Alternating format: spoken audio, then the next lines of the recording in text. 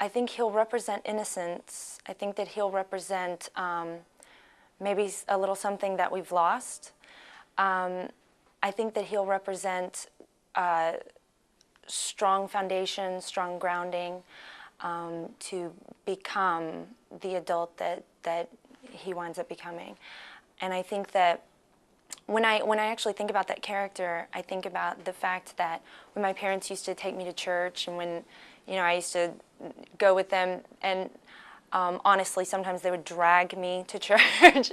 As an adult, when I look back at those things, I think, thank God for that. Thank God I had parents that did that, that I had a foundation like that, and that the truth was given to me so young, at so young an age, so that I was able to grow into a strong person. And this boy is a character who has, I'm sure he won't be, dragged off to church, but he is, he's a character that's going to represent innocence and youth and that sort of thing. But there's also going to be that strong foundation that will grow him into a strong, proud man of conviction and a brave man, clearly. The Memoirs of Austin Driscoll will be different from what we're used to seeing on television because it has the Christian message. So much of television now is lost. It's lost morally, it's lost psychologically. The Christian message is so grounded in truth, obviously, that it has to make a difference. A community of cast and crew working together to make something that's so compelling will be a good thing for the TV world. In real life, everything doesn't work out the way it should or the way you planned. You get stuck in bad situations and you don't always end with a happy ending. And, that's life. And a lot of times, Christian shows are portrayed in that light. Everything always works out good. Even, somebody always picks the right option and then it all works out in the end. But in real life, it's just not that way. I think spiritually, we as people, we're at a point where we crave it. People need hope. I think that people need hope, and that when you have something that is sending a good message, that is teaching you about the fundamentals and of mankind and of spirituality, guys like Robert Duvall and Mel Gibson, and everything that they've done. When you can hit the world as opposed to, say, one little tiny spectrum, and you can get your message across, say, on screen or on television, and you can get it across the world. It's the fastest media, that you can use. There's certainly a lot going on today that was going on back then, and then there's a lot of stuff going on today that wasn't going on back then. Internet, things like that. A lot of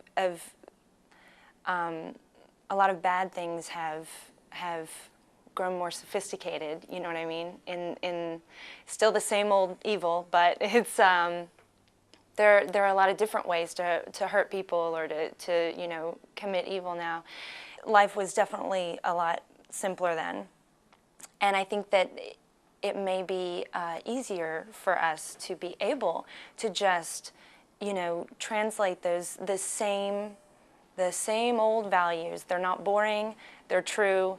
They stood then, they stand today, and I think that it may actually be easier without all of the amusements and entertainments, that people had. With a simple life, living a simple life, to translate those simple values. I think that's a really good thing. I think people will be excited. I think they're going to be excited to see a show that reflects their values.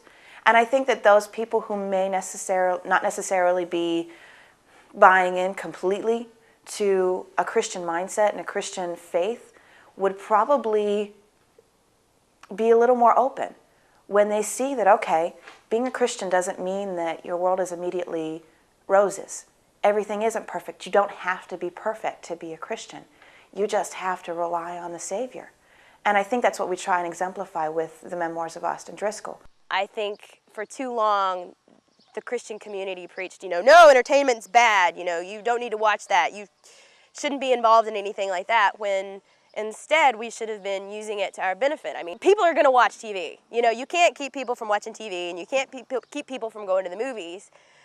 What you can do is put something out there with a positive message that is refreshing and makes people go, oh, I don't have to live that way, and I don't have to watch that kind of garbage.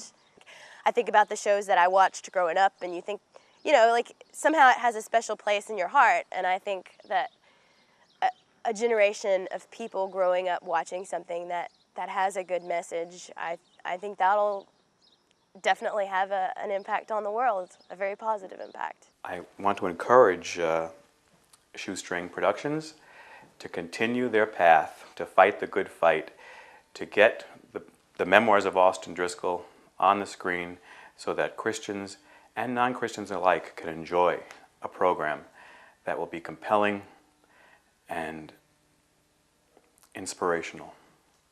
Being with Shoestring from the beginning, being able to see the steps it's taken and knowing what it's gone through and knowing the feeling that I have in my gut that there are people out there who are desperate for solid entertainment, for solid shows that reflect their values. I really feel like this is an answer that so many people have been looking for, so many families have been looking for. And I look forward to the stories of people, coming in that they were able to finally talk with their children about an issue that just they weren't able to address before, simply because Austin was able to address it.